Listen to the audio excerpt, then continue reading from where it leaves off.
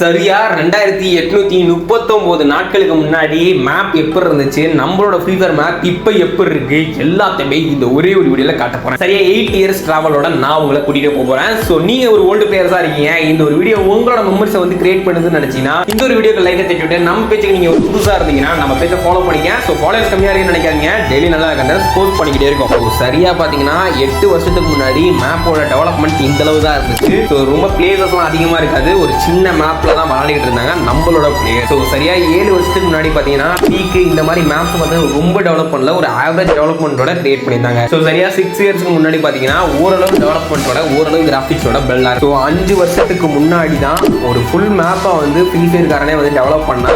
So அடுத்ததாக தான் 4th year 3rd year 2nd year அப்புறமே இப்போ வரைக்கும் உள்ள மேப்ஸ் வந்து ஓரளவு பாத்தீங்கன்னா சேமாவே கொண்டு வந்துகிட்டு இருக்கான். ஸோ நீங்க எந்த வருஷத்துல விளையாண்டீங்கன்னு சொல்லிட்டு கமெண்ட்ல சொல்லுங்க. அண்ட் இந்த ஒரு வீடியோ உங்களுக்கு ஓல்டு மெமரியை கிரியேட் பண்ணுச்சுன்னு நினைச்சீங்கன்னா இந்த ஒரு வீடியோ உங்க ஃப்ரெண்ட்ஸுக்கு ஷேர் பண்ணுங்க.